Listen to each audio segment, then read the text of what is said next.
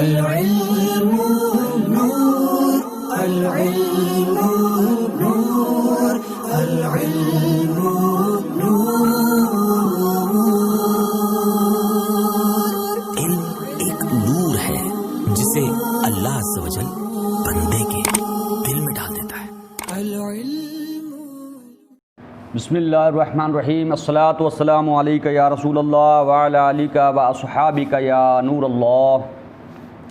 آج ہم نماز اور اس کی نحوی ترکیب اور اس کا ترجمہ سیکھیں گے۔ چلتے ہیں نماز کی طرف۔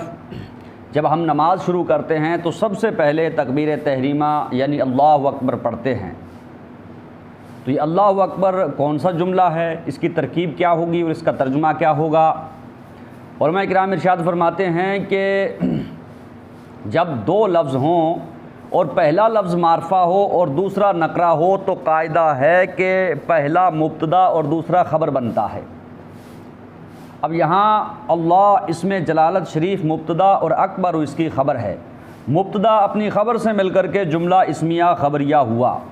یہ بات قابل توجہ ہے کہ یہاں اکبر جو ہے یہ اس میں تفضیل کا صیغہ ہے، اور اس میں تفضیل کا استعمال تین طریقوں سے ہوتا ہے، یا تو الف لام کے ساتھ، یا اضافت کے ساتھ، یا من حروف جارہ کے ساتھ۔ یہاں ان میں سے کوئی طریقہ نہیں۔ اس کی وجہ کیا ہے؟ تو علماء کرام ارشاد فرماتے ہیں کہ جب مفضل علیہ معلوم ہو تو تینوں طریقوں کے بغیر جائز ہے۔ مفضل یہاں اللہ رب العزت کی ذات ہے اور مفضل علیہ پوری کائنات ہے۔ تو جب مفضل علیہ معلوم ہو تو پھر تینوں طریقوں کے بغیر بھی اس میں تفضیل کا استعمال جائز ہوتا ہے، اور یہاں تینوں طریقوں کے بغیر اس کا استعمال کیا گیا ہے۔ اب سوال یہ پیدا ہوتا ہے کہ کیا اللہ کی ذات میں اس میں تفضیل والا معنی پایا جاتا ہے؟ تو ملا علی قاری نے اس کا جواب دیا کہ یہاں بہتر یہ ہے کہ ترجمہ کریں اللہ بہت بڑا ہے ہر شے سے۔ اگر تفضیل والا معنی کریں گے تو معنی ہوگا کہ اللہ زیادہ بڑا ہے ہر شے سے، تو اس سے یہ سمجھ میں آ رہا ہے کہ کوئی اور بھی بڑا ہے لیکن زیادہ بڑا اللہ ہے، حالانکہ کبریائی اللہ کی صفت ہے، کسی اور کی صفت نہیں۔ تو جب بھی آپ ترجمہ کریں تو یہ ترجمہ کریں کہ اللہ بہت بڑا ہے، اس میں تفضیل والا ترجمہ نہ کریں۔ آگے چلتے ہیں ثنا کی طرف، اور ہم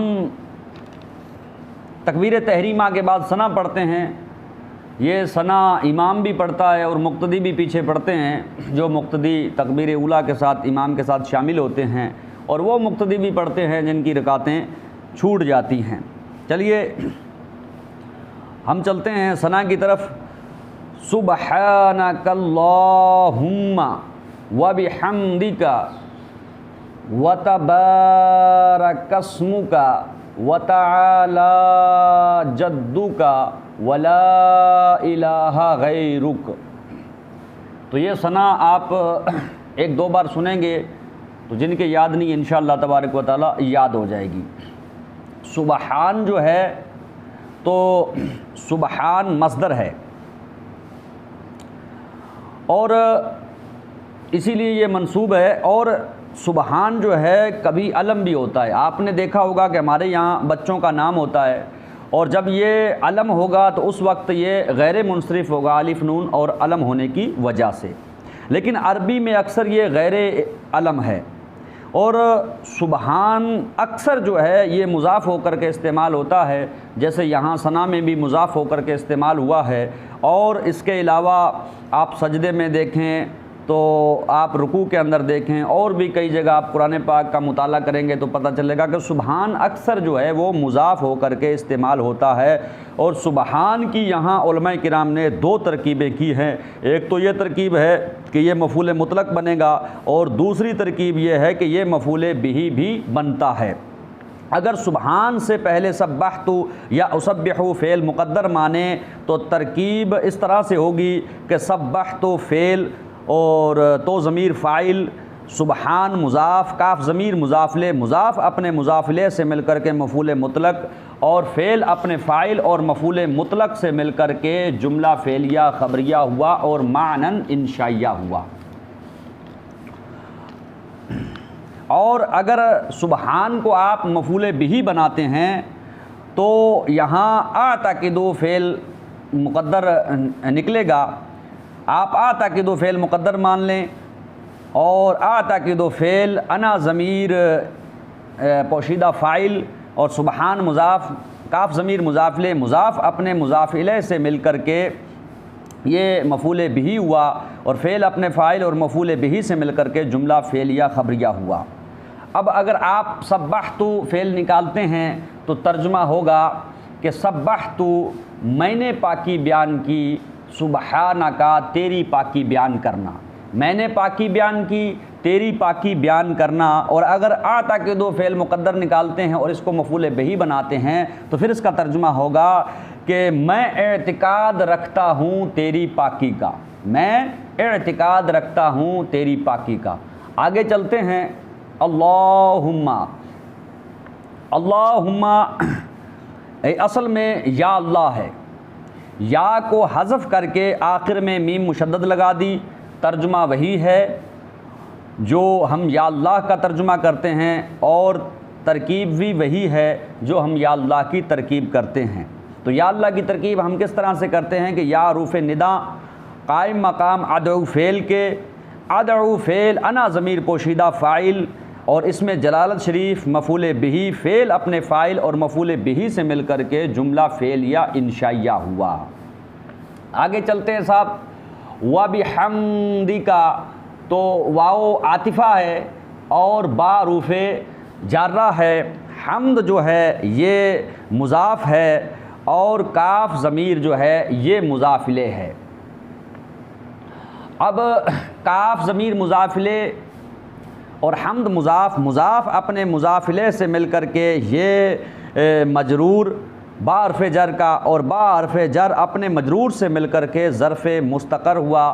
یا تو ابتدئ فعل نکال لیں یا آصفو کا آپ فعل نکال لیں.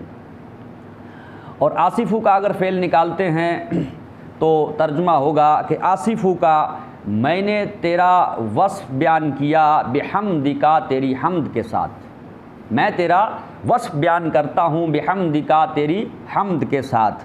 تو آصف فعل اور انا ضمیر پوشیدہ فاعل، کاف ضمیر مفعول بہ اور با حرف جر، حمد مضاف، کاف ضمیر مضاف لے، مضاف اپنے مضاف لے سے مل کر کے مجرور، جار اپنے مجرور سے مل کر کے ظرف مستقر، اور فعل اپنے فاعل اور اپنے ظرف سے مل کر کے جملہ فعلیہ خبریہ ہوا. آگے چلتے ہیں. وَتَبَارَكَ اسْمُكَ واو عاطفہ ہے اور تبارک کا فعل اور اسم مضاف ہے اور کاف ضمیر مضاف لے. تو اسم مضاف اپنے مضاف الیہ سے مل کر کے تبارک کا فاعل اور فعل اپنے فاعل سے مل کر کے جملہ فعلیہ خبریہ ہوا. اور اس کا ترجمہ ہوگا تیرا نام برکت والا ہے. وَتَبَارَكَ اسْمُكَ تیرا نام برکت والا ہے. آگے چلتے ہیں. واو عاطفہ، تعالی فعل اور جدو یہ مضاف ہے اور کاف ضمیر جو ہے یہ مضاف لے ہے. تو جد کے کئی معنی آتے ہیں. جد کا ایک معنی دادا کے بھی ہیں اور جد کے معنی عظمت کے بھی ہیں، اور یہاں جو ہے وہ جد کا معنی عظمت ہے. تو جد مضاف، کاف ضمیر مضاف لے، مضاف اپنے مضاف لے سے مل کر کے تعالی کا فاعل، فعل اپنے فاعل سے مل کر کے جملہ فعلیہ خبریہ ہوا. آگے چلتے ہیں. وتعالی جدو کا اور اس کا ترجمہ ہوگا کہ تیری عظمت بلند ہے. وتعالی جدو کا تیری عظمت بلند ہے. آگے چلتے ہیں. ولا الہ غیرک واو عاطفہ ہے اور یہ لا جو ہے لا نفی جنس ہے، اور الہ جو ہے وہ مبنی بر فتح اس کا اسم ہے، اور غیرو مضاف اور کاف ضمیر مضاف لے، مضاف اپنے مضاف لے سے مل کر کے یہاں بنے گا بدل. یہاں الہ جو ہے الہ اس کا اسم بن رہا ہے اور الہ کو ہم بنائیں گے مبدل منہ.